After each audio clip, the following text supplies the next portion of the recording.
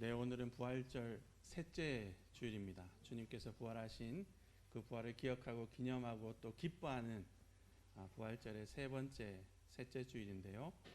그리고 오늘은 어린이 주일입니다. 5월 또 1일, 5월 첫 주로 어린이 주일로 지키는데요.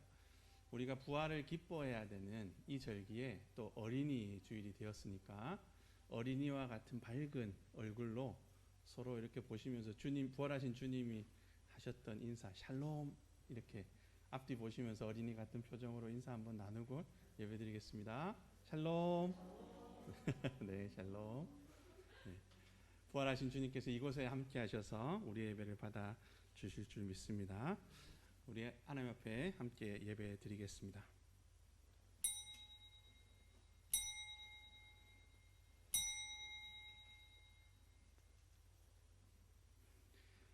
주께서 나의 슬픔이 변하여 내게 춤이 되게 하시며 나의 베옷을 벗기고 기쁨으로 띠띠우셨나이다. 이는 잠잠하지 아니하고 내 영광으로 주를 찬송하게 하심이니 여호와 나의 하나님이여 내가 주께 영원히 감사하리이다. 하나님은 영이시니 예배하는 자가 영과 진리로 예배할지니라. 아멘.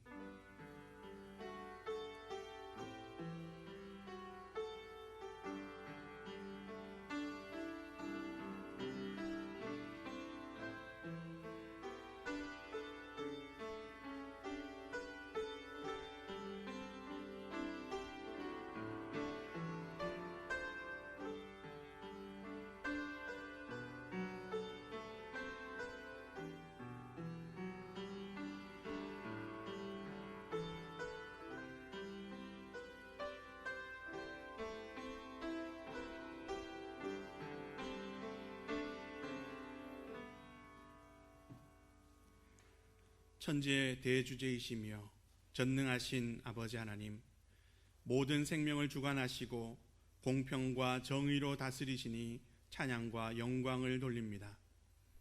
부활하시고 승천하신 우리의 구원자 그리스도 예수님, 희생과 섬김으로 우리를 구원하여 주시고 재림의 약속으로 우리를 일으켜 세워주시니 존귀와 찬송을 올려드립니다. 우리와 늘 동행하시고 함께하시는 보혜사 성령 하나님, 하나님의 깊은 것까지도 통달하시고 말할 수 없는 탄식으로 우리를 위하여 늘 기도해 주시니 감사하며 영광을 드립니다. 이 시간 우리를 사랑해 주시는 삼위일체 하나님 앞에 마음과 뜻과 정성을 다하여 예배를 드리오니 이 예배를 기쁘게 받아주시고 하늘의 은혜로 충만케 허락하여 주옵소서. 감사드리며 예수 그리스도 이름으로 기원하옵나이다. 아멘. 다 함께 일어나셔서 찬송가 24장으로 하나님께 찬양 드리겠습니다.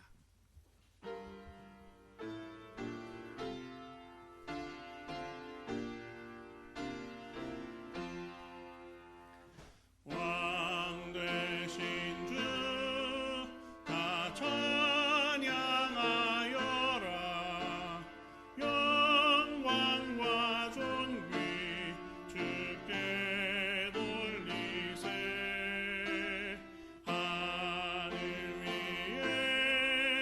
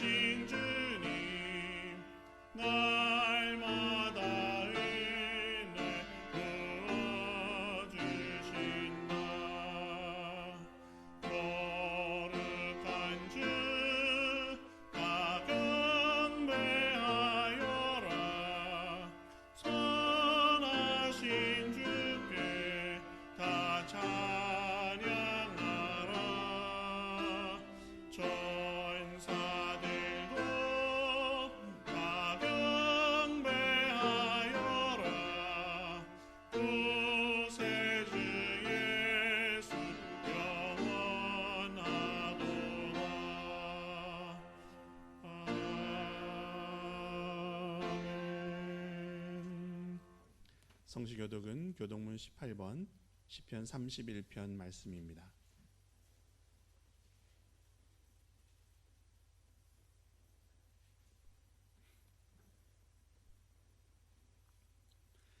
여호와여, 내가 주께 피하오니 나를 영원히 부끄럽게 하지 마시고 주의 공의로 나를 건지소서.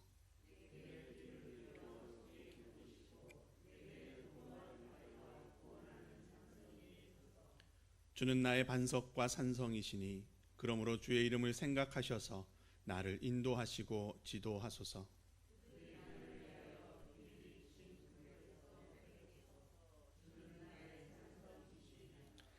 내가 나의 영을 주의 손에 부탁하나이다. 진리의 하나님 여호와여, 나를 속량하셨나이다.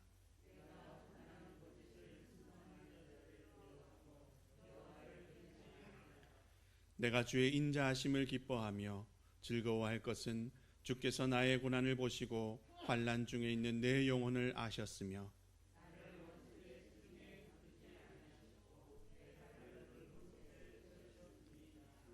아멘. 나는 전능하신 아버지 하나님 천지의 창조주를 믿습니다. 나는 그의 유일하신 아들 우리 주 예수 그리스도를 믿습니다. 그는 성령으로 잉태되어 동정녀 마리아에게서 나시고 본디오 빌라도에게 고난을 받아 십자가에 못 박혀 죽으시고 장사된 지 사흘 만에 죽은 자 가운데서 다시 살아나셨으며 하늘에 오르시어 전능하신 아버지 하나님 우편에 앉아 계시다가 거기로부터 살아있는 자와 죽은 자를 심판하러 오십니다. 나는 성령을 믿으며 거룩한 공교회와 성도의 교제와 죄를 용서받는 것과 몸의 부활과 영생을 믿습니다. 아멘.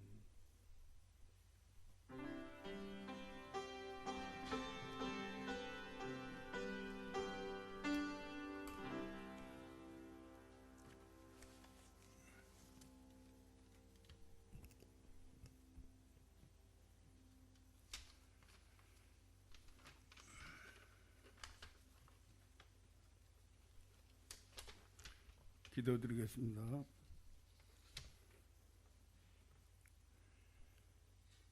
실록의 계절을 허락하시고 대자연의 변화하는 모습을 보며 우주 만물을 운행하시고 섭리하시는 하나님을 묵상하고 만나게 하시는 하나님의 사랑과 은혜에 감사와 찬양과 영광을 올려드립니다.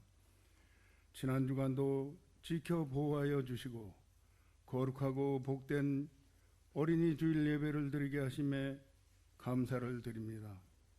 주님, 우리가 어린이들을 인격적으로 존중하며 사랑으로 대하게 하시고 어린 아이의 심성으로 하나님 앞에서뿐만 아니라 세상에서도 겸손히 낮은 자세로 자신을 낮추고 섬기는 삶을 살게 하여 주시옵소서.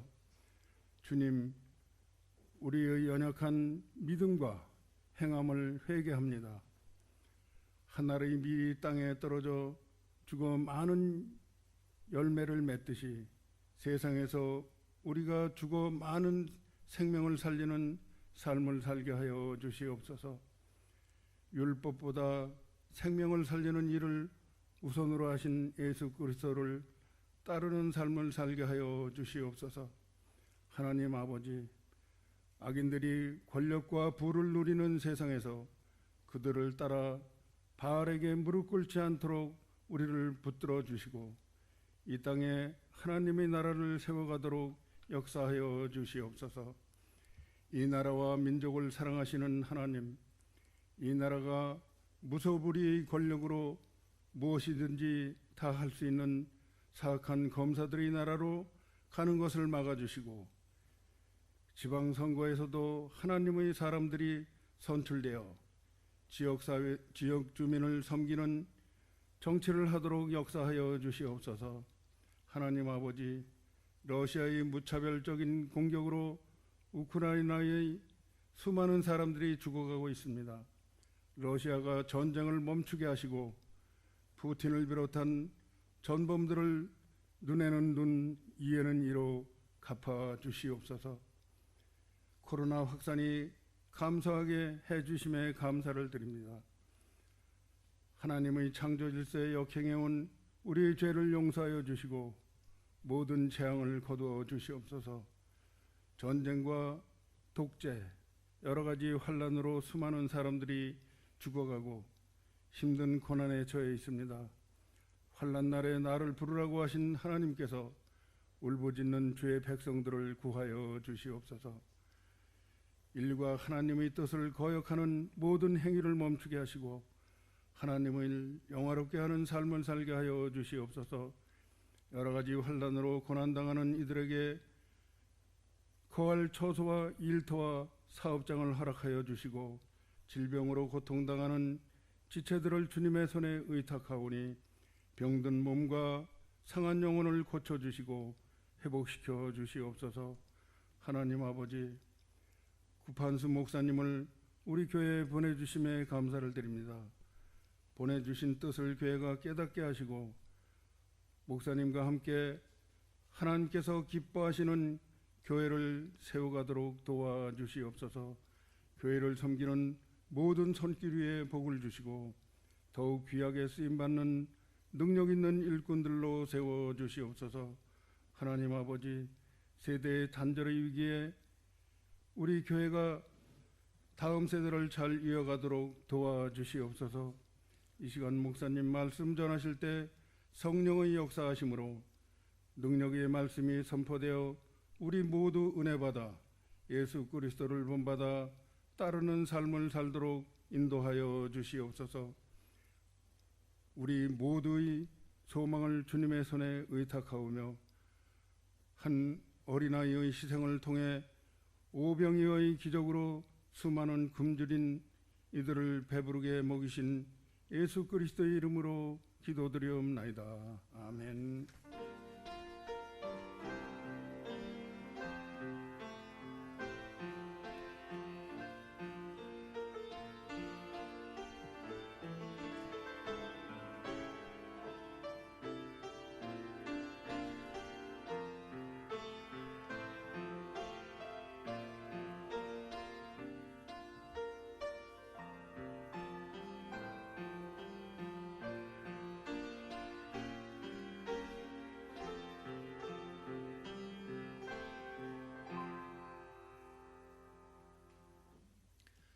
오늘 우리에게 주신 하나님의 말씀은 신약성경 사도행전 9장 1절부터 19절 상반절까지 말씀입니다. 신약성경 201면 사도행전 9장 1절부터 19절 상반절까지 말씀입니다. 하나님 말씀을 제가 봉독합니다. 사울이 주의 제자들에 대하여 여전히 위협과 살기가 등등하여 대제사장에게 가서 다메섹 여러 회당에 가져갈 공문을 청하니 이는 만일 그 도를 따르는 사람을 만나면 남녀를 막론하고 결박하여 예루살렘으로 잡아오려 함이라. 사울이 길을 가다가 다메섹에 가까이 이르더니 호련히 하늘로부터 빛이 그를 둘러 비추는지라. 땅에 엎드러져 들음에 소리가 있어 이르되 사울아 사울아 내가 어찌하여 나를 박해하느냐 하시거늘 대답하여 주여 누구시니까 이르되 나는 내가 박해하는 예수라. 너는 일어나 시내로 들어가라. 내가 행할 일을 내게 이를 자가 있느니라 하시니 같이 가던 사람들은 소리만 듣고 아무도 보지 못하여 말을 못하고 서 있더라. 사울이 땅에서 일어나 눈을 떴으나 아무것도 보지 못하고 사람의 손에 끌려 다메섹으로 들어가서 사흘 동안 보지 못하고 먹지도 마시지도 아니하니라. 그때 다메섹에 아나니아라 하는 제자가 있더니 주께서 환상 중에 불러 이르시되 아나니아야 하시거늘 대답하되 주여 내가 여기 있나이다 하니 주께서 이르시되 일어나 집가라 하는 거리로 가서 유다의 집에서 다소 사람 사울이라는 사람을 찾으라. 그가 기도하는 중이니라.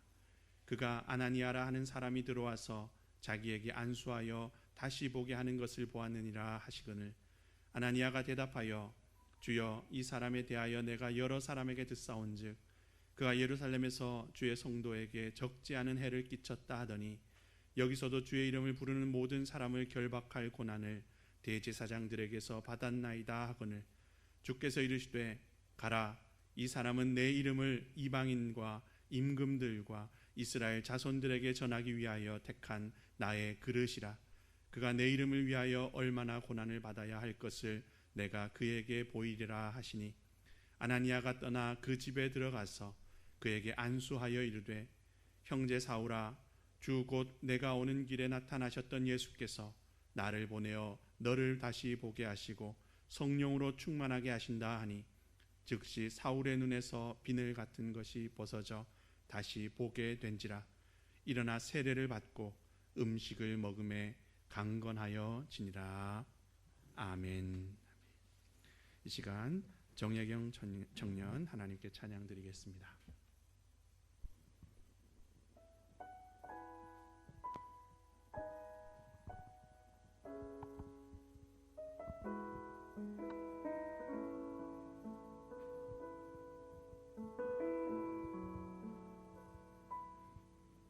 참 아름다운 곳이라 주님의 세계는 정말로 내가 나갔고 솔직할 수 있는 곳, 조금이라도 내 의라 말할 수 없는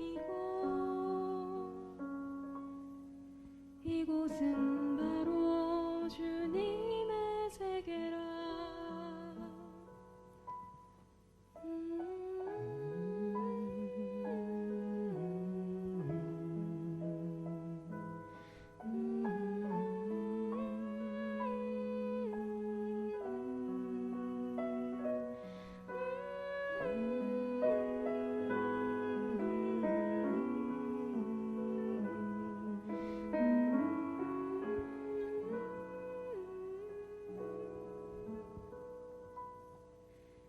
세상은 항상 말하네 그 길이 아니라고.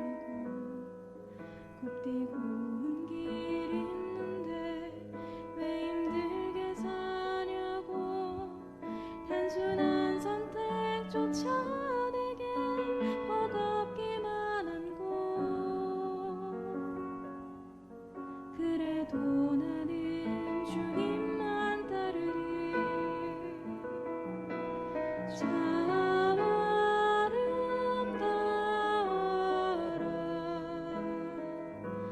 주님의 세계는 저술로 보내 곳보다 더 고운 백화.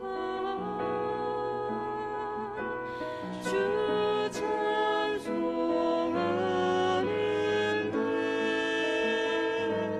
저 맑은 새소리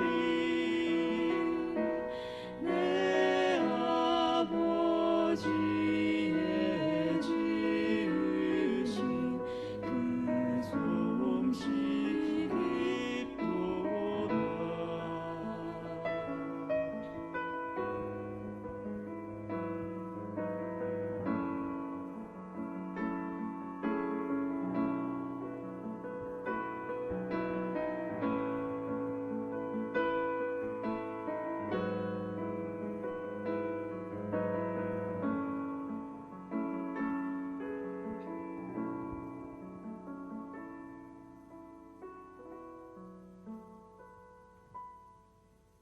나는 계속 걸어갑니다. 수없이 넘어져도 사람들의 방향과는 조금 다르다 해도 내가 가는 길이 주가 가르쳐준 길이니 이곳은 바로 이곳은 바로 주님의 세계라.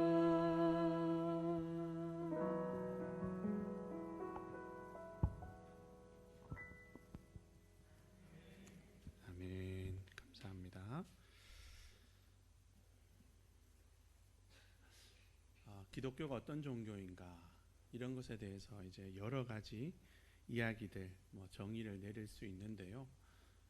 교회사 기독교 역사로 이렇게 보면 우리 기독교, 우리 그리스도교는 박해 받은 종교다 이렇게 말을 할 수가 있습니다. 비단 로마 시대뿐 아니라 그 이후의 시대들도 이렇게 보면은 그리스도교가 많이 박해를 받았었습니다. 그리스도교가 전해진 대다수 지역들에서 박해가 있었고 또 그리스도인의 비율이 어느 정도 될 때까지는 그 박해가 지속적으로 계속되었다는 것을 우리가 알 수 있죠. 왜 이렇게 가는 곳마다 또 왜 이렇게 복음이 전해진 시대들마다 우리 그리스도인들, 우리 그리스도교는 박해를 받고 고난을 받았을까? 그 이유는 이 그리스도교가 위험한 종교였기 때문입니다. 있는 듯 없는 듯, 술에 술 탄 듯, 물에 물 탄 듯 그런 종교가 아니라 세상을 바꾸는 그런 힘을 가진 종교였기 때문이죠. 불의한 것을 정의로 바꾸고 잘못된 것을 올바르게 고치고 부패한 것을 새롭게 하는 살아있는 종교였기 때문에 박해를 받은 겁니다. 그러니까 권력자들이나 기득권을 가진 사람들이 위협적으로 바라보게 되었고 박해를 한 거죠. 많은 사람들이 기독교는 현실에 순응하게 하는 종교다 이렇게 많이 오해합니다. 사랑을 강조하고 또 희생과 섬김을 이야기하고 그러니까 아마도 그런 것들 때문에 그렇게 생각하는구나 싶은데요. 사실 그것은 잘못된 생각이죠. 기독교는 현실에 수긍하라 그런 종교가 사실은 아닙니다. 물론 주어진 현실에 감사하면서 만족하고 이것이 다 하나님의 은혜입니다 이렇게 고백하기는 하지만 그러나 그것으로 끝나는 종교는 아니라는 거죠. 그리스도교, 우리 기독교, 특히 종교개혁의 유산으로 탄생한 우리 개신교, 특별히 우리 장로교와 같은 이 개혁교회는 개혁된 교회는 날마다 개혁되어야 된다. 항상 개혁되어야 된다. 이런 모토를 가지고 있는 교회입니다. 16세기에 종교개혁이 한번 일어났다고 교회가 개혁됐구나. 끝났구나. 이제 완성됐구나. 그게 아니라 하나님 나라가 임할 때까지 계속 바꾸고 개혁하고 자신을 쳐서 복종시키고 이렇게 나가는 교회라는 거죠. 이런 정신 위에서 세워지다 보니까 개혁하고 바꾸고 또 저항하고 하는 것 이것은 그리스도인들의 자연스러운 모습입니다. 하나님 나라를 목표로 해서 끊임없이 개혁하고 하나님 나라와 반대되는 것들에 대해서는 지속적으로 저항하고 이것이 사실은 그리스도인의 모습이라는 거죠. 제가 설교 서두에 기독교가 가는 곳마다 이렇게 박해를 받았다 말씀을 드렸는데 다름이 아니라 바로 이런 이유 때문에 그렇습니다. 기독교가 태생이 이렇다 보니까 가는 곳마다 기독교가 들어오면 사회가 혼란해져. 우리 방식대로 잘 살고 있었는데 저 기독교가 와가지고 위험해졌어. 이렇게 낙인이 찍히고 그러니까 당연히 박해가 올 수밖에 없는 거죠.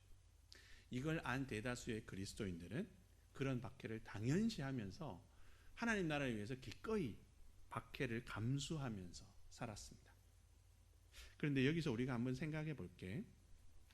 이 그리스도인답게 날마다 개혁하고 또 하나님 나라와 반대되는 것들에 대해서는 끊임없이 저항하면서 이렇게 살면 박해를 받게 된다. 박해가 너무나 뻔하다. 이렇게 이야기를 했는데 그러면 그리스도인들은 박해가 올 줄 알면서도 왜 그렇게 살았을까 하는 거죠. 왜 굽히지 않았을까? 왜 끊임없이 하나님 나라 반대편에 있는 것들에 저항하고 왜 날마다 하나님 나라 아닌 모습들을 바꾸려고 노력하고 몸부림치고 박해를 알면서도 왜 그랬을까 하는 거죠. 이게 말이 쉬워서 고난이다, 박해다 그러는 거지 이게 실제로는 엄청나게 무섭고 두려운 것이었는데 그리스도인들은 그런 것들을 다 감내하면서 계속 해야 할 일들 했다는 겁니다. 어떻게 그럴 수 있었을까? 이 질문에 대한 답이 오늘 본문에 있습니다. 오늘 본문을 묵상하고 읽으면 그 답을 찾을 수가 있는 거죠.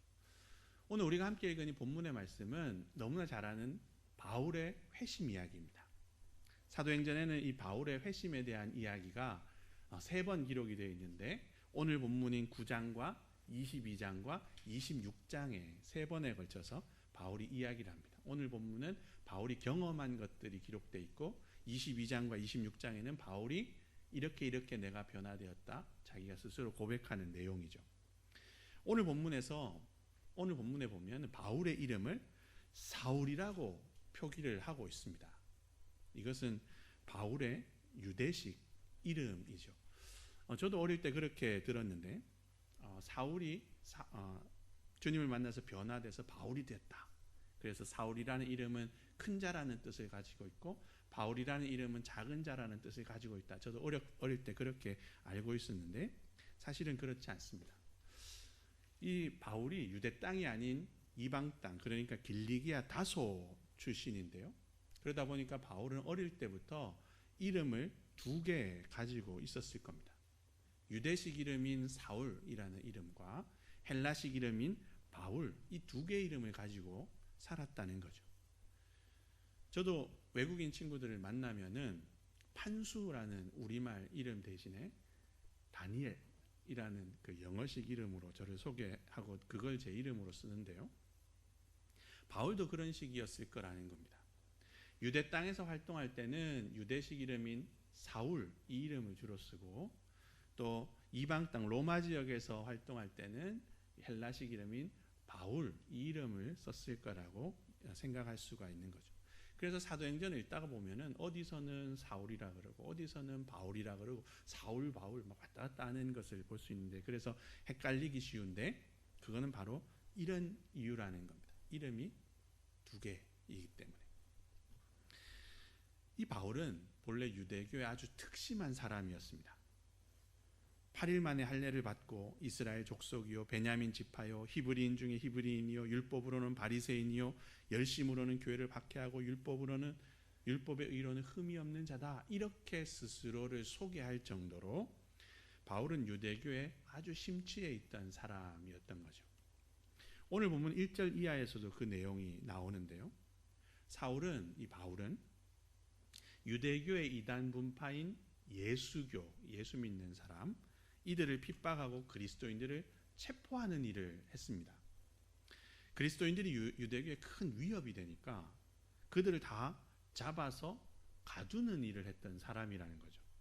그런데 어느 날 그 일을 위해서 이제 대제사장에게 가서 공문을 받아서 다메섹에 있는 그리스도인들을 잡으러 가고 있었는데 다메섹으로 가는 길에서 엄청난 경험, 전혀 예상치 못한 경험을 하게 되죠. 자신이 핍박하는 그리스도인들의 주님, 그러니까 예수님을 만나게 된 겁니다. 그리고는 180도 뒤집혀서 전혀 새로운 사람이 되죠. 그리스도인들을 박해하던 사람에서 박해받는 그리스도인으로 바뀌고요. 그리스도인을 잡으려고 여러 지역, 여러 나라를 그렇게 휘젓고 다니던 복음 핍박자에서 하나님의 복음을 전하기 위해서 이제는 여러 나라로 다니는 복음 전도자가 된 겁니다. 상전벽해 그런 변화가 일어난 거죠. 바울은 어떻게 이렇게나 정반대의 모습으로 뒤바뀔 수 있었을까? 게다가 이렇게 변화된 이후로는 한결같이 어떻게 그 모진 박해와 핍박과 고난 이런 것들을 다 감수하면서 끝까지 복음을 전할 수 있었을까? 오늘 본문에는 그 이유에 대해서 몇 가지가 나오는데 그 중에 2가지 부분을 함께 생각을 해보겠습니다.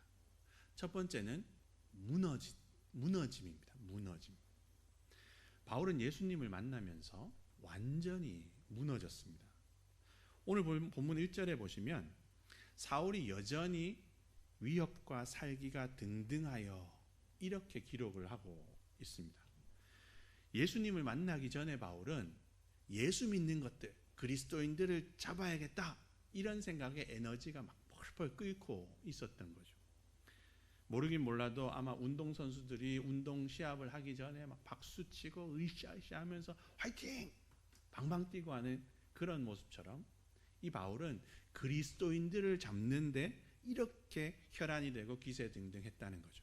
그런데 놀라운 것은 그렇게나 에너지가 넘치고 팔팔하던 기고만장하던 바울이 완전히 무너지게 됐다는 겁니다. 아무것도 보지 못하게 되고 혼자서는 걷지도 못할 지경으로 신세가 바뀌어 버렸다는 거죠.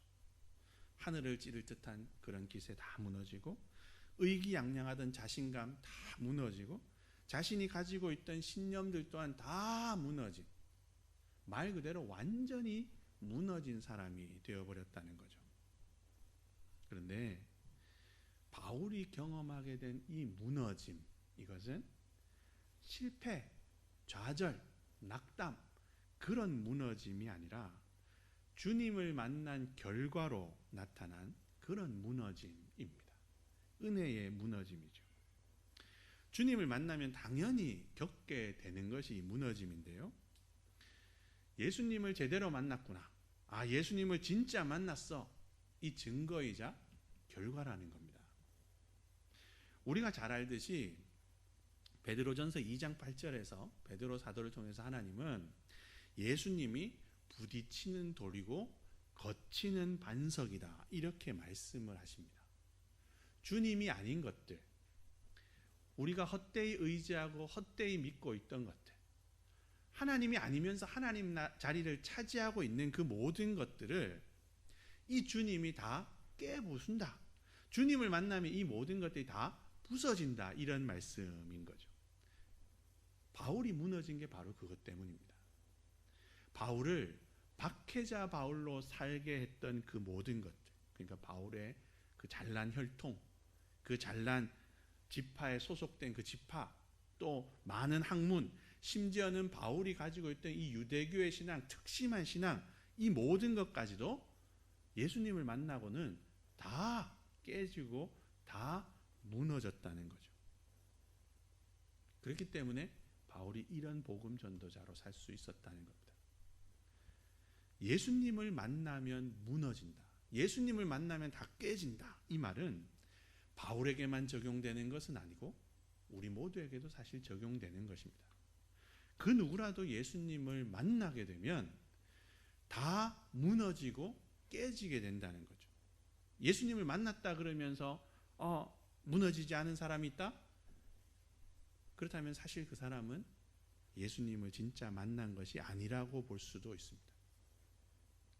여러분, 우리가 예수님을 딱 믿게 되고 주님의 그리스도다 이렇게 고백하는 그리스도인이 되면서 우리가 받게 되는 그런 예식이 있죠. 그리스도인이 된 징표로 베푸는 예식, 세례입니다. 세례. 우리 교단은 현실적인 이유로 이제 이 물, 거룩한 물, 성수라 그러죠. 그 성수를 머리에 한 번 또는 이제 3번 이렇게 바르는 것으로 세례 예식을 행하는데요. 이 초기 기독교 공동체, 그러니까 우리가 초대교회라 부르는 이 교회는 사람을 물에 이렇게 풍덩 담그는 것으로 세례를 행했습니다. 요즘에도 그런 교단들이 있기도 하고, 또 성지순례를 가시면 요단강에서 직접 또 그것을 경험하기도 하고 한다는데요. 물에 이렇게 사람을 첨벙 담궜다가 꺼내는 방식으로 세례를 하는 이유는 세례가 가지고 있는 그런 의미 때문인데요. 우리가 받는 세례는 크게 2가지 의미가 있습니다. 하나는 씻는 것, 씻음이고, 다른 하나는 죽는 것, 죽음입니다. 씻음은 물이 더러운 것을 씻어내지 않습니까? 그런 것처럼 이 세례를 받으면 우리의 죄가 씻어진다, 이런 의미입니다. 세례를 받으면 예수 그리스도의 그 은혜의 보혈, 그것을 통해서 우리가 씻음을 받는다. 이게 세례의 씻음의 의미죠. 2번째가 이 죽음이라는 건데요. 이 죽음은 사람이 물에 풍덩 빠지면 사실은 죽게 되지 않습니까? 그런 의미처럼 이 세례를 통해서 옛 사람은 죽고 새 사람으로 다시 산다, 이런 의미가 있습니다. 그러니까 세례 이후에는 이전과 똑같은 삶을 살아서는 안 되고 전혀 다른 새로운 사람으로 살아야 한다, 이런 의미가 있는 거죠. 그런데 이 세례의 2가지 의미 중에 2번째 의미인 이 죽음과 오늘 본문의 사도 바울이 경험했던 이 무너짐, 이것은 같은 의미라고 볼 수 있습니다. 세례를 통해서 옛사람이 죽는 것, 이것처럼 무너짐을 통해서 이전에 믿고 의지하던 모든 것들이 다 부서져야 한다는 거죠. 거듭남, 그것을 위해서 옛사람, 그것이 죽어야 하는 것처럼 진짜 그리스도인, 참 그리스도인이 되기 위해서는 무너짐이 반드시 있어야 한다는 겁니다. 뒤집어 말하면 무너짐이 없으면 진짜 그리스도인이 아니다, 이 말인 거죠. 자신의 자아를 무너뜨리지 않고 든든히 가지고 있다? 나의 생각과 나의 경험, 이것을 포기하지 않고 여전히 붙잡고 있다? 나의 신념, 내가 믿고 있던 관계들, 내가 의지하던 사람들, 내가 붙들고 있던 그런 모든 것들, 그것을 하나도 무너뜨리지 않고 나는 여전히 고수하고 있다. 그러면서도 나는 주님을 만났다, 나는 그리스도인이다 라고 한다면 그것은 말이 안 되는 어불성설이라는 겁니다. 주님을 진짜로 만났다면 반드시 깨지고 무너지게 돼 있는 거죠. 몇 달 전에 코로나 때문에 잠시 입국한 인도 선교사님을 만나서 여러 가지 이야기를 나눌 기회가 있었습니다. 인도의 코로나 상황이 아주 극심했기 때문에 도시도 봉쇄되고 또 출입하는 것도 금지되고 거의 가택연금처럼 몇 달을 지내야 했기 때문에 선교사님이 참 어려운 시기를 보냈다고 그런 얘기를 들었습니다.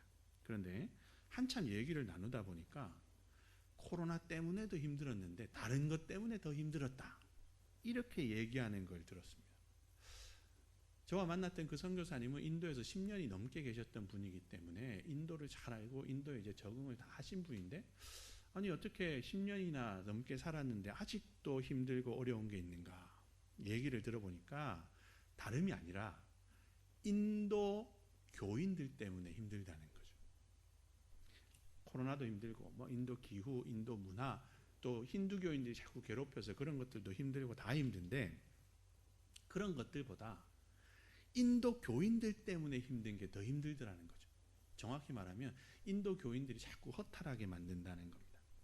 무슨 말입니까? 물어봤더니 우리가 잘 알듯이 인도는 힌두교 사회잖아요. 그러다 보니까 다신교 문화가 아주 강합니다. 이것도 신이고 저것도 신이고 무엇이든지 너무나 쉽게 신으로 믿고 신으로 받든다는 거죠. 그러다 보니까 예수님을 딱 전했을 때도 상대적으로 쉽게 예수님을 받아들이고 믿는다는 거죠. 그래서 예배도 잘 드리고 기도도 잘하고 찬양도 잘하고 신앙 고백도 너무 잘한다는 겁니다. 그런데 문제는 예수님만이 주님이시다 라고 믿는 게 아니라 예수님도 주님이시다 이렇게 믿는다는 거죠. 그래서 이 인도 사람들, 예수 믿겠다는 사람들을 교인으로 받아들여서 함께 신앙생활을 하다 보면은 뒤통수 맞는 일이 너무 많다는 겁니다. 어느 날은 신방 날짜를 어렵게 잡아가지고 그 집에 어렵게 신방을 가면 집 한쪽에 힌두신 사진, 힌두신 그림 그런 게 붙어 있고 또 힌두신의 그런 그 조각상 같은 거, 그게 신상이 차려져 있어가지고 여전히 거기서 예배드리는 것을 볼 수가 있고, 누가 갑자기 안 보여가지고 교인들 중에 누가 안 보여서 그분 어디 갔습니까? 수소문을 해보면 다른 신의 제사가 있어가지고 급하게 거기 갔다 그러고, 유급으로 열심히 일하던 교회 사역자가 있었는데 그 사역자가 어느 날 소식도 끊고 사라져 버려서 도대체 무슨 일이야 찾았더니 사례비를 더 많이 주는 다른 힌두 사원에 가서 사역자로 일하고 있더라는 거죠. 그래서 인도 교인들 때문에 너무 힘들고 허탈하고 가슴이 아픕니다. 그런 얘기를 들었습니다. 제가 그 얘기를 들으면서 무너지는 게 없으면, 완전히 깨지는 게 없으면 결국 제대로 된 믿음도 있을 수 없구나 새삼 깨달았습니다. 자신이 믿고 의지하고 있던 것들, 자신이 신이라고 받들고 있던 그것들이 다 무너지고 자신이 신뢰하고 붙잡고 있던 그러한 우상들, 그러한 어떤 것들, 그게 다 부서지지 않으면 제대로 된 신앙을 가질 수가 없구나 하는 거죠. 바울이 오늘 주님을 만나서 완전히 무너졌다 하는 이것은 너무나 중요합니다. 아, 주님을 진짜 만났구나. 아, 이제 진짜 그리스도인이 되었구나. 그 증거이기 때문에 그렇죠. 이렇게 되어야, 이렇게 무너져야 올바른 신앙을 제대로 세울 수 있고 어떤 어려움이 있어도 그 신앙의 길을 꾸준히 걸어갈 수 있게 된다. 오늘 바울의 모습에서 우리가 그것을 발견을 할 수가 있습니다. 그리고 또 다른 하나, 두 번째는 빚어지는 겁니다. 도자기를 빚듯이 주님이 새롭게 빚으셔야 된다는 거죠. 바울은 주님을 만나서 완전히 무너지는 사람이 되었는데요.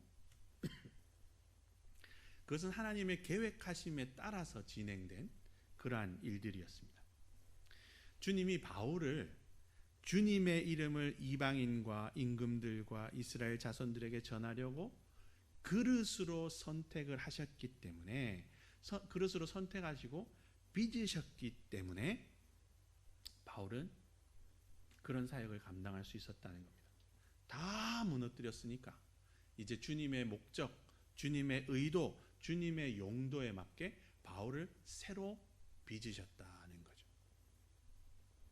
우리가 잘 알듯이 무너뜨리는 것, 부수는 것, 이것은 다시 세우는 것을 전제로 합니다.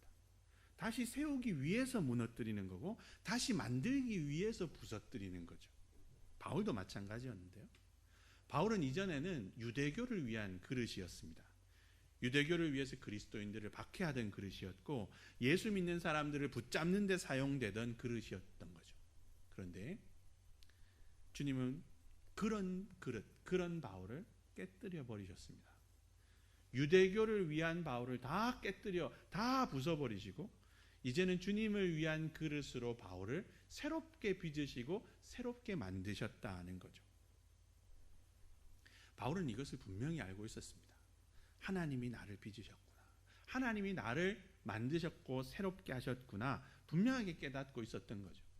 바울이 쓴 바울 서신들 이렇게 쭉 보면은 바울은 교회들의 그 서신을 보내고 편지를 보내면서 첫 인사말에 자기의 사도됨, 사도직에 대해서 항상 이야기를 하는데요. 주님이 나를 택하셨다. 주님이 나를 선택하셨다. 나를 부르시고 주님이 나를 세우셨다. 이런 언급을 빠뜨리지 않고 하고 있습니다. 자신이 주님의 사도가 된 것, 그것은 내가 능력이 출중하고 내가 하고 싶어서 한 게 아니라 주님께서 사도로 선택하시고 사도의 일을 하게끔 빚어주시고 만드셨기 때문에 사도의 일을 할 수 있게 된 거라는 거죠. 고린도전서 15장 10절에는 이것을 아주 분명하게 이야기합니다. 제가 읽어보겠습니다.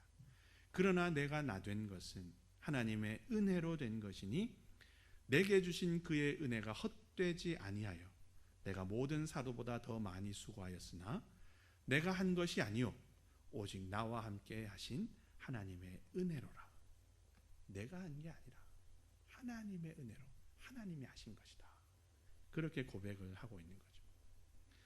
자신은 하나님의 선택하심, 빚으심, 그 은혜 덕분에 이 사역들을 하고 있다. 이런 어려운 사역들을 사도 바울은 어떤 능력이 그렇게 많아서 사도 바울은 얼마나 대단한 사람이어서 그거를 저런 일까지 할 수 있을까? 사도 바울이 대단해서가 아니라 하나님이 나를 선택하시고 나를 빚으시고 하나님이 나를 그렇게 쓰시기 때문에 그 일을 할 수 있다는 거죠. 만삭되지 못해서 난 자 같은 바울, 주님의 교회를 핍박하던 바울, 그런 바울을 하나님이 일방적인 은혜를 베푸셔서 깨뜨리시고 새로 빚으시고, 그래서 주님이 빚으셔서 복음의 일꾼으로 쓰시니까 그렇게 쓰임 받는 거다, 이 말인 겁니다. 요즘 우리 한국교회가 참 큰 위기에 빠졌다고 많이 이야기하는데요, 잘 모르는 제가 봐도 그런 것 같습니다. 세상을 향해서 너무나 무능하고 세상을 구원할 만한 능력이 없는, 세상을 구원해야 되는데 오히려 세상이 교회를 걱정해 주면서 교회를 구원해야 되는데 이런 이야기를 뼈있는 농담으로 하죠. 참 가슴이 아픕니다. 그런데 이런 우리 한국교회를 위해서 기도할 때마다 우리가 왜 이렇게 무력해졌고 우리가 왜 이렇게 무능해졌는가, 하나님은 능력의 주님이시고 우리에게 그 능력을 허락하셨는데 우리는 왜 이렇게 능력이 없을까? 이런 생각을 하게 되는데요. 그러다가 제가 깨달은 것이 하나님이 빚으신 교회보다 사람이 빚은 교회가 더 많아졌기 때문에 그런 것이 아닌가 생각하게 됐습니다. 하나님의 뜻대로 빚어진 교회, 하나님의 목적대로 빚어진 교회, 하나님께서 사용하기 편하게끔 빚어진 교회, 그런 교회들보다는 인간의 뜻대로 세워지고 인간의 목적대로 이끌어지고 인간들을 좋게 하기 바쁜 교회, 그런 교회들이 많아진 것이 아닌가 하는 겁니다. 예전에 교회가 어렵고 교회가 우리 한국 교회가 세상으로부터 세상에 영향력이 없고 작은 모임으로 처음에 시작할 때는 그래도 하나님밖에 의지할 게 없어서 주님이 빚으십시오, 주님이 이끄십시오 이렇게 했는데 교회가 덩치가 커지고 머릿수가 많아지고 그러다 보니까 사람이 이끄는 교회들이 되어버린 것은 아닌가. 그래서 이렇게 힘이 없어지고 무기력해졌다는 거죠. 여러분, 우리는 본래 십자가의 원수였습니다. 십자가의 원수인 우리가 빚으면, 우리가 이끌면, 그게 교회든 가정이든 직장이든 어떤 모임이든 그 결과는 십자가의 원수가 될 수밖에 없습니다. 십자가의 원수가 이끌어가는데 십자가의 원수로 결말이 날 수밖에 없는 거죠. 인간의 마음대로 빚은 교회, 인간의 생각이 이끌어가는 교회, 인간들이 자신들을 위해서 우리 좋게 하자고 한 교회의 결말, 교회의 결국, 그것이 어떻게 되는지 요즘 한간의 구설수에 올라있는 많은 교회들이 여실히 보여주고 있지 않습니까? 인간의 생각이 이끌고 인간의 마음이 주도하는 것, 그것은 사실은 교회의 길을 포기하는 거죠. 주님이 빚으시고 주님이 만드시고 주님께서 이끌어 가셔야 그게 진짜 교회고 교회다울 수 있다는 겁니다.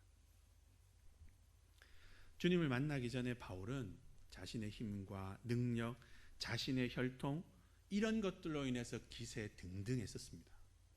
그래서 동서남북을 휘젓고 다니면서 자신의 의를 내세우기에 바빴죠. 그런데 주님을 만나면서 그게 다 무너졌습니다. 자기가 빚은 대로의 삶, 자기가 빚고 싶은 대로 살았던 삶, 그게 끝나버린 거죠. 바울에게 있어서 이것은 실패나 절망이나 좌절, 그게 아니라 오히려 구원이고 능력이었습니다. 주님이 빚으셨기 때문에 복음의 핍박자에서 복음 전도자로 살 수 있었고, 주님이 빚으시고 이끄셨기 때문에 옥에 갇히기도 많이 하고 매도 수없이 맞고 여러 번 죽을 뻔하고 유대인들에게 40에 하나 감한매를 5번이나 맞고 3번 태장으로 맞고 1번 돌로 맞고 3번 파선하고 일주야를 깊은 바다에서 지내고 강의 위험과 강도의 위험과 동족의 위험과 이방의 위험과 신의 위험과 광야의 위험과 바다의 위험과 거짓 형제 중의 위험을 당하고 여러 번 자지 못하고 줄이고 목마르고 여러 번 굶고 춥고 헐벗고 그런 고난을 당했음에도 불구하고 중단 없이 복음 전도자로 살 수 있었다는 겁니다.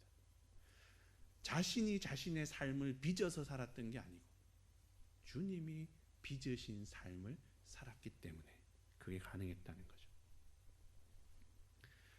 코로나가 시작된 지 3년이 되었습니다. 참 감사하게도 아까 장로님 기도 중에도 말씀하셨지만 코로나가 이제 정점을 찍은 것처럼 보이고, 그래서 여러 가지 제한 조치들이 많이 완화가 됐습니다. 이제 좀 숨통이 트이는 것 같습니다. 주님께서 은혜를 주시면 아마 조만간 이 코로나가 상황이 종료되고 일상이 정말 온전하게 회복될 수 있지 않을까, 그렇게 이제 기대를 하는데요. 근데 막상 코로나가 이렇게 끝나간다, 막바지에 들어서고 있다, 이렇게 되니까 질문이 좀 생깁니다. 우리 그리스도인들은 이제 무엇을 해야 되는가? 코로나 제한 조치가 완화되고 머지않아 일상이 다 이제 회복이 될 텐데 코로나 이후를 위해서 우리는 무엇을 해야 할 것인가? 질문이 생깁니다. 코로나 이제 다 해제가 됐으니까 코로나 이전에 했던 것을 또 그대로 똑같이 하면 될까? 저는 아니라고 생각합니다. 우리 교회가 추구하던 것들이 결국에는 코로나와 같은 재앙으로 연결이 되었고, 교회 세습을 비롯한 이 부끄러움들을 잉태했기 때문에 코로나가 끝났다고 해서 코로나 이전의 모습을 그대로 똑같이 다시 한다? 그러면 제2의 코로나, 제3의 코로나, 교회 세습 이런 수치들이 분명히 또 반복될 수밖에 없지 않을까 생각합니다. 이전의 모습과 똑같이 하면 안 된다는 거죠. 그렇다면 어떻게 해야 될까? 새 시대는 새 삶을 요구합니다. 어렵고 힘든 상황이지만 저는 저를 포함해서 우리 모두가 바울이 경험한 이 변화, 이것을 경험해야 한다고 생각합니다. 무너짐, 그리고 빚어주심, 이것을 새롭게 경험해야 한다는 거죠. 부활하신 주님을 다시금 만나서 완전히 무너지는 경험. 그래서 코로나 이전에 이게 당연한 거야, 이게 옳은 거야, 이게 맞는 거야 라고 우리가 붙들고 있던 그런 것들이 다 무너지는 경험 우리가 해야 된다는 겁니다. 여전히 그것을 쫓아서 그것이 정답이야, 불행을 답습해서는 안 된다는 거죠. 더불어서 그렇게 철저하게 무너진 후에는 주님께서 우리를 새롭게 빚으시는 것, 그것을 경험을 해야 합니다. 여전히 인간이 빚어가는 교회, 여전히 저런 생각, 여전히 인간의 저런 모습, 여전히 인간의 마음, 그것이 남아있는 그러한 모습이 아니라 새술은 새 부대에 담듯이 주님이 빚으시는 모습, 주님이 새롭게 만드시는 그릇, 그렇게 우리가 변화되어야 된다는 겁니다. 주님이 빚으신 새로운 마음을 가지고, 주님이 빚어주신 새로운 신앙으로 준비가 돼서 주님께서 빚으시는 대로 새로운 헌신으로 나아가야 한다는 거죠. 그래야 바울과 같은 믿음의 사람으로, 바울과 같은 복음의 일꾼으로 주님의 칭찬을 들을 수가 있다는 겁니다. 사랑하는 여러분, 오늘 말씀을 우리가 함께 기억하면서 부활하신 주님을 다시금 깊이 만나서 온전히 무너지는 우리 모두가 되었으면 좋겠습니다. 그래서 무너진 우리를 주님께서 새롭게 빚으셔서 하나님 나라 일꾼으로 사용해 주시고, 우리는 그 주님이 빚으시고 이끄시는 대로 잘 따라가서 주님의 귀한 복음의 일꾼, 그렇게 잘 쓰임 받을 수 있으면 좋겠습니다. 코로나 이후 시대에 주님께서 우리를 통해서 새 일을 행하실 것이다 믿습니다. 이런 은혜가 이 부활의 절기에 우리 모두 가운데 충만할 수 있기를 간절히 바랍니다. 기도하겠습니다. 사랑의 아버지 하나님, 주님을 만나 변화된 바울의 모습을 통해서 오늘 저희의 모습을 돌아봅니다. 주님을 진정으로 만났다면 무너짐을 당연히 경험했을 텐데, 주님을 만났다고 하면서도 저희 안에는 무너지지 않은 것들이 너무나 많습니다. 내 경험이 여전히 무너지지 않았고, 내 지식이 여전히 무너지지 않았고, 내 힘과 내가 가진 것을 의지하는 모습들이 여전히 무너지지 않았습니다. 하나님, 이 모든 것이 다 무너져야 주님께서 다시 빚으실 텐데 참으로 부끄럽기가 한이 없습니다. 다메섹에서 주님 바울을 만나 주신 것처럼 오늘 저희들도 다시금 깊이 만나 주시고, 그래서 저희 또한 바울처럼 온전히 무너지는 사람이 될 수 있도록 도와주옵소서. 그래서 주님의 새롭게 빚어주심을 경험하고 하나님 나라를 위한 새로운 그리스도인으로 잘 세워져서 주님이 빚으시고 이끄시는 대로 잘 쫓아 살아가는 저희가 될 수 있도록 인도하여 주옵소서. 그래서 어떤 상황 속에서도, 어떤 고난과 어려움 속에서도 하나님 나라의 복음을 위해 힘써 살아가는 저희가 되게 성령님 주장하여 주옵소서. 감사드리며 예수 그리스도의 이름으로 기도를 드립니다. 아멘.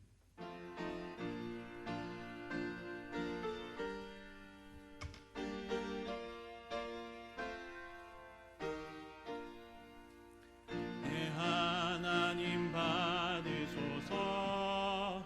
주께 드리는 이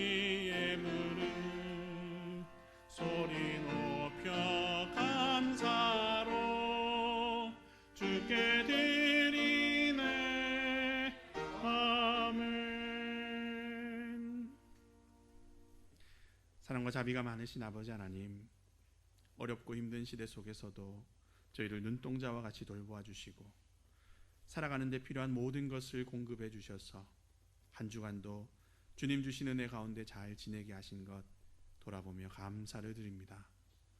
하나님의 은혜가 아니면 한순간도 살아갈 수 없는 저희들임을 깨닫고 저희가 먹고 마시고 입고 누리는 모든 것이 다 하나님의 은혜 덕분임을 고백하면서 주님께서 주신 것의 일부를 믿음으로 모아 다시금 고백 봉헌하오니 하나님 기쁘게 받아주시고 하나님 나라를 위하여 귀하게 사용하여 주옵소서. 예물만 드리는 것이 아니라 저희 자신도 함께 주님께 봉헌하오니 저희의 손과 발, 재능과 시간, 힘과 능력, 이 모든 것도 하나님 기쁘게 받아주셔서 하나님 나라를 위해서 귀하게 쓰임받는 존재가 저희 모두 다 될 수 있도록 인도하여 주옵소서.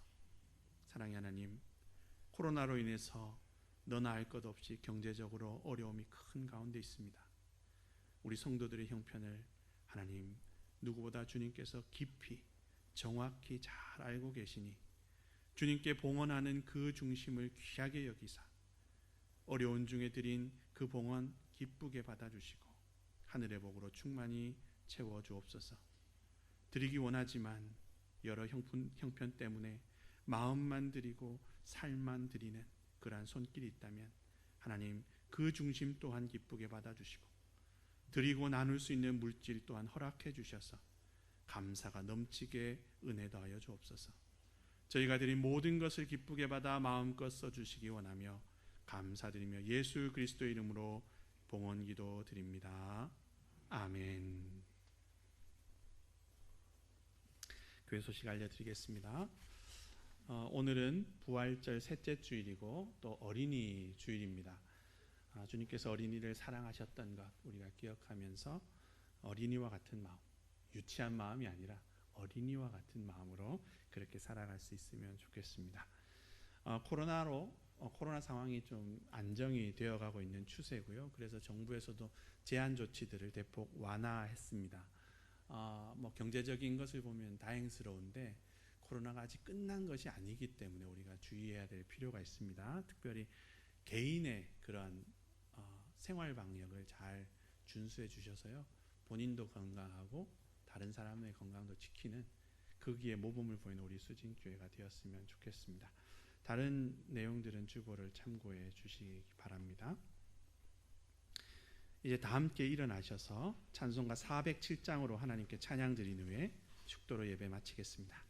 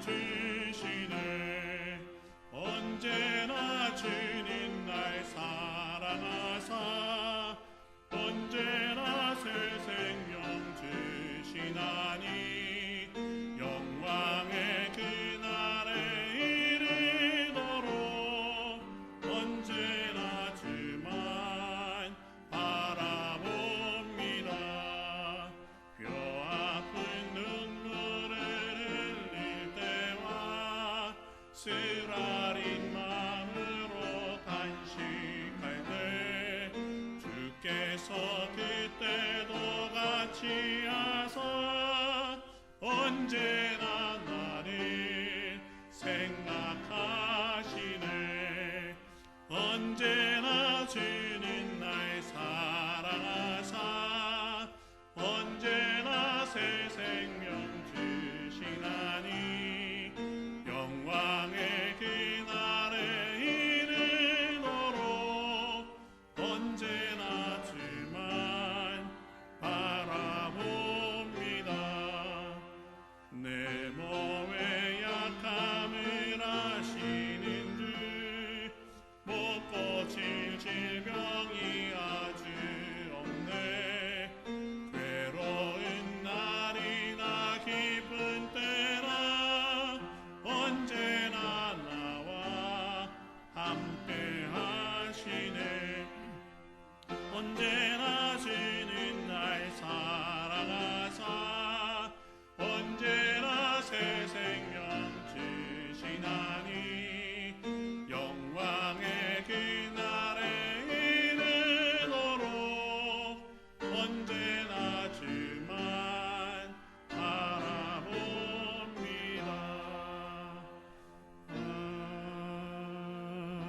아멘. 축도하겠습니다.